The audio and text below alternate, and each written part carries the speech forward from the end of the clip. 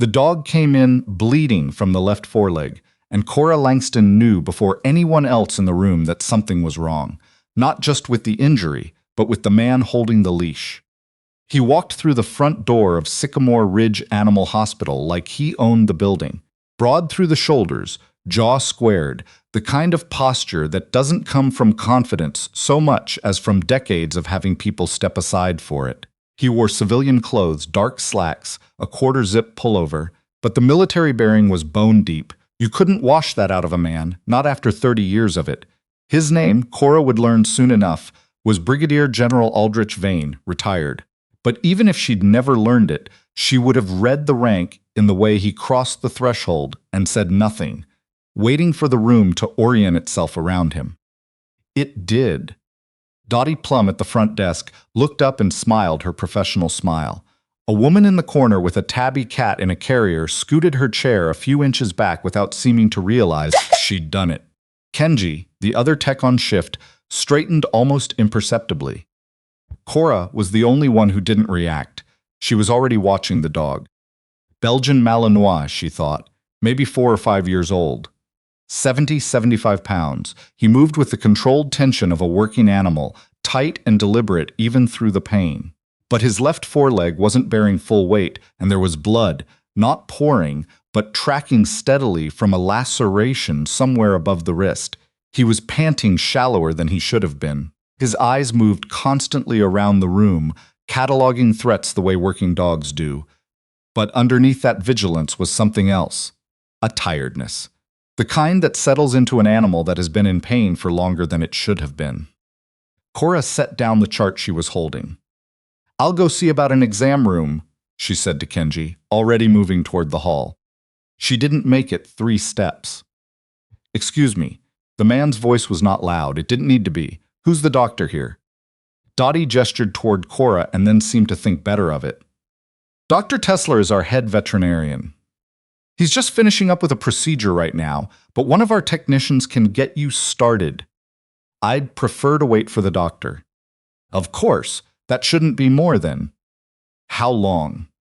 It wasn't a question. Dottie blinked. 15 minutes? Maybe 20. The man looked at his dog. Something moved across his face, the first crack in the composure, there and gone in an instant. His jaw tightened.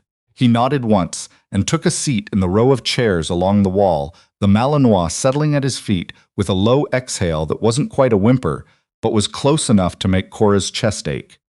She went to the hall anyway, pulled an exam room, came back with a clean towel and a pair of gloves.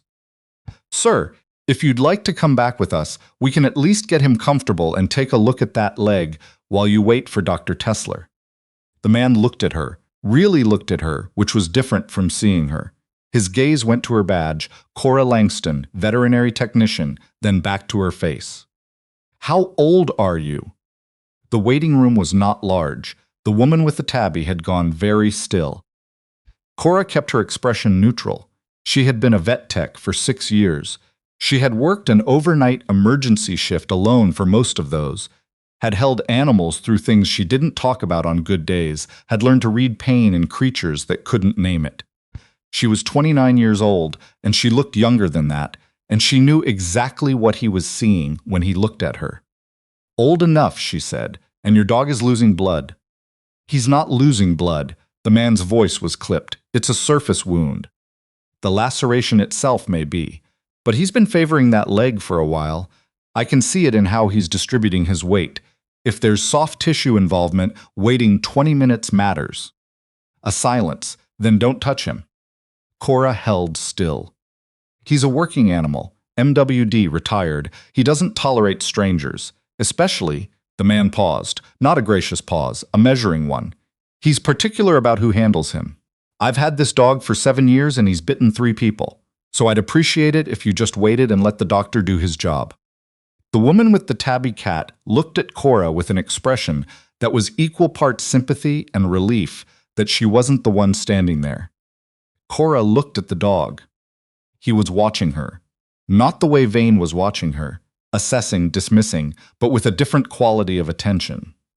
The Malinois had lifted his head slightly from his resting position, ears angled forward, dark eyes tracking her with an alertness that was specific to her. Not the threat scan he'd done when he first entered. Something else. Something quieter. She'd seen it before. The look animals sometimes gave when they were in enough pain that the social rules they'd been trained into started to loosen at the edges. When the body's need overrode the conditioning. She knew she should go. She knew the professional thing, the easy thing, was to nod and step back and wait for Dr. Tesler to finish his splenectomy on the German Shepherd in room 3 and come out here and manage this man and his beautiful herding dog. She took one step forward. "Don't," Vane started. "I know," she said, quietly, not arguing, just acknowledging. She crouched down about 4 feet away from the Malinois and went completely still. She'd learned this from her uncle, long before veterinary school. David Langston had been a dog handler for 17 years, had worked with 8 dogs in 4 countries, and he had taught her that the first rule wasn't about the dog at all. It was about you. You have to stop wanting something from them, he'd told her, when she was 11 years old, and the dog he was training wouldn't let her near. The second they feel the wanting, they tense up. Stop wanting. Just be there. She stopped wanting. She breathed. She let her gaze go soft, not avoiding eye contact exactly, but not demanding it either. She rested her forearms on her knees, hands loose, and she waited. The waiting room was very quiet. "I said don't." Vane began to stand. The Malinois stood up first. Not aggressively, not the way a biting dog moves. He stood the way an exhausted animal moves when it has found something worth moving toward. He took one step, then another, the injured leg touching down with visible care, and he walked the 4 feet between them and pushed his face directly into Cora's chest. She heard someone exhale behind her. She thought it might have been Dottie. General Vane made a sound she had no word for, not quite a command and not quite a word. She felt the leash go taut for half a second, then heard the snap of him releasing tension. She let her hands come up slowly. She didn't grab. She didn't restrain. She let the dog feel her hands on either side of his face, gentle and sure, and he leaned into them like a man leaning against a wall he'd been looking for. "Hey," she said softly, "just that. I've got you." She moved her hands down his neck, across his chest, down toward the injured leg, reading everything, the muscle tension, the flinching points, the quality of the wound, when she finally got a clean look at it. The laceration was 3 inches long, ugly, but not deep enough to have hit anything structural. But the joint above it was swollen in a way that told its own story, and she could feel the heat radiating off the tissue, even through her gloves. "He's going to need x-rays," she said, not looking up, "and I want Dr. Tesler to look at this joint when he's out. But the laceration I can clean and close now, if you'll let me take him back." Nothing from behind her. She looked up. Aldrich Vane was standing in the middle of the waiting room, the slack leash hanging from his right hand, and he was looking at his dog the way she'd sometimes seen men look at things they couldn't explain. Not angry, not even embarrassed yet, just struck. The way you look when something small and true knocks all your certainties sideways at once. "He doesn't do that," Vane said. He did. He stopped, swallowed something down, not with strangers, not in 7 years. "He's in pain," Cora said, "and he knows I'm not going to hurt him." She paused. "I'm not going to hurt him." It took him a moment, then he nodded once. She brought the Malinois, Blaze, she'd seen the tag, back to room 2, and Vane followed. He stood in the corner of the exam room with his arms folded, and he watched her work. She had expected more resistance. What she got instead was silence, and she understood that for a man like him, silence was already a kind of concession. She cleaned the wound methodically, irrigating it, checking for debris. Blaze held still in a way that told her he'd been handled in clinical settings before, military medical protocols probably, over the course of his career. He knew the smell and sound of treatment, but he kept turning his head back toward Cora every few minutes, just to check that it was still her. She'd lay her hand briefly on his neck each time, and he'd settle. Vane watched this. "Where did you train?" he asked eventually. "Colorado State. Undergrad in animal science, then tech certification." She didn't look up from the suture she was placing. "I also did 2 years with a working dog rehabilitation program in Fayetteville, before this job." A pause. She felt him recalibrate. "Fayetteville," he repeated. Fort Bragg area. The program worked with MWDs coming back from overseas, transitioning to civilian handlers, or sometimes just getting them healthy enough for retirement. She tied off the suture. Some of them came back in rough shape, not just physically. Another silence, longer this time. How long were you there? 2 years. I left when this position opened up. She moved to the swollen joint, palpating carefully, watching Blaze's face for the flinch points. I wanted to go back, but you take the work where you find it. Why working dogs? The question had a different quality than the ones before it. Less interrogation, more genuine. Cora was quiet for a moment. She didn't owe this man her history. He'd dismissed her in front of a room full of people 20 minutes ago, had looked at her age and her gender and her job title, and decided exactly how much she was worth. She knew that, and she knew she wasn't going to forget it. But she also knew what the answer was, and she'd stopped being ashamed of giving honest answers to people who didn't deserve them. Honesty wasn't a gift. It was just what she was. My uncle, she said. He was a handler. K-9 unit, Army. 17 years. She set down the palpation tool and began preparing for the X-ray. He used to bring the dogs home when they were between deployments. I grew up around them. Learned that they were, she searched for the right word, serious. They take things seriously that people overlook. They don't lie about what they feel. What happened to him? She looked up then. Not because she was startled by the question, but because she wanted to see his face when she answered it. He died, she said, Afghanistan, 2009. Aldrich Vane's face changed. It was subtle. The same way a fault line changes, not visible on the surface, but you could feel the ground shift underneath. His arms came uncrossed. His chin dropped a degree. Some quality of the rigidity he'd walked in with came loose. His name, Vane said. His voice was different now, quieter, the way voices go when a person is suddenly not performing anything. What was his name? Cora looked at him steadily. David Langston, Sergeant First Class. The silence that followed was not like the other silences. It had weight and shape. Blaze made a small sound and pressed his flank against Cora's leg. Vane sat down, uninvited, on the stool in the corner of the exam room, in a way that looked involuntary, like his legs had simply made the decision without consulting the rest of him. I knew David Langston, he said. Cora went still. Not well. I was a colonel then, not a general. Different unit, but we overlapped. He was looking at his hands now, the leash wound twice around his fingers. I knew of him, his reputation. He paused. The dog handlers talked to each other. The good ones are known. He was one of the good ones, Cora said. Yes. Something in Vane's voice cracked clean through, and he sealed it back up fast, the way men of his generation do, the sealing so practiced it almost looks like composure. Yes, he was. She finished preparing the X-ray setup. She worked without speaking, because the room didn't need more words right now, and she had learned from her uncle that sometimes the most useful thing you can offer a person is the dignity of silence while they gather themselves. Dr. Tesler arrived while she was getting the images. He took over the examination with the professional ease of a man who trusted his team's setup, reviewed Cora's notes, confirmed her assessment. Mild joint sprain, no fractures, the laceration well closed. He spoke to Vane in the measured tones of a senior clinician, and Vane listened and nodded and answered questions. The general who had walked in was still present in his posture and his diction, but something beneath all of it had shifted. Before Tesler left, he clapped a hand briefly on Cora's shoulder and said, "Good work," and didn't stay to see whether anyone registered it. Vane registered it. Cora was putting the discharge paperwork together at the counter when he spoke.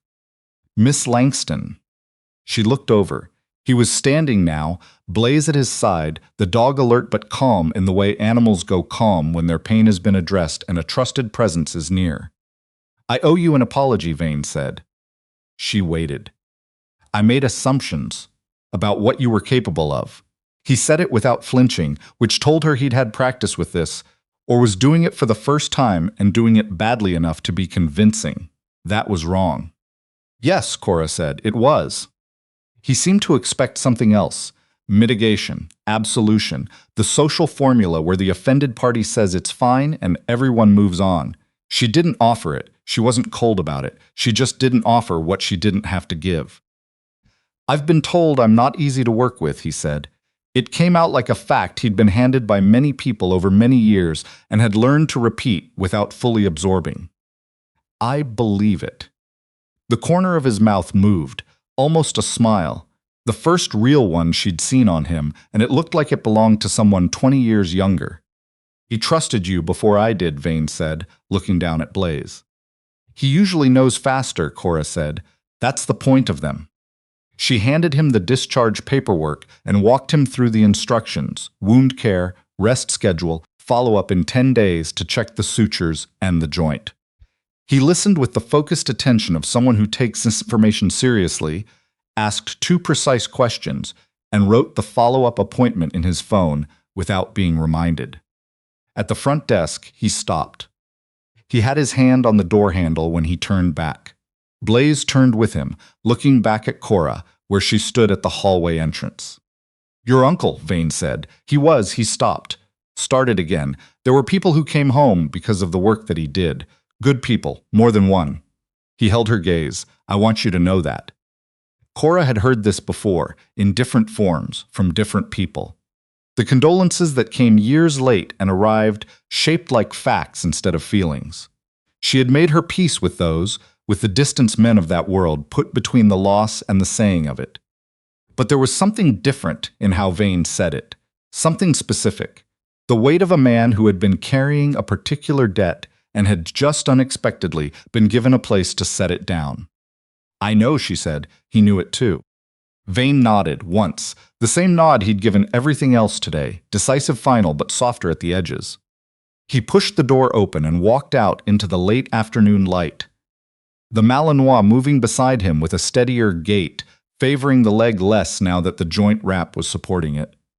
She watched through the front window as he crossed the parking lot, slower than he'd come in, not the walk of a man diminished. The walk of a man who had put something down and was still getting used to the change in his weight. Dottie appeared at Cora's elbow with a coffee cup and the expression of a woman who had seen many things in 15 years at the front desk of this clinic, and was fairly certain she had just seen something worth remembering. "You all right?" she asked. Cora took the coffee. She thought about her uncle, the way he used to sit with a new dog in the yard behind his house, not doing anything, just being there. The patience of it, the way he'd tell her that trust was never given. It was recognized. "The dog doesn't trust you because you earn it," he'd said. "It trusts you because it sees what's already there. You just have to be patient enough to let it look." "Yeah," she said, "I'm all right." She went back to work. The tabby in room 1 needed a bandage check. There was a basset hound with an ear infection in room 4. The ordinary hours of an ordinary Tuesday, full of the small necessary things, the careful hands, the steady voice, the unhurried willingness to sit with a frightened animal until it understood that no one here was going to hurt it. Outside, the autumn light was the color of old copper. A car pulled out of the parking lot. Somewhere across town, a man sat with his dog and tried to remember the last time he'd been wrong and admitted it, and felt afterward cleaner for it. Inside, Cora Langston picked up the next chart and kept going. That was the work. That had always been the work. And the animals knew, long before anyone else did, that she was exactly where she was supposed to be.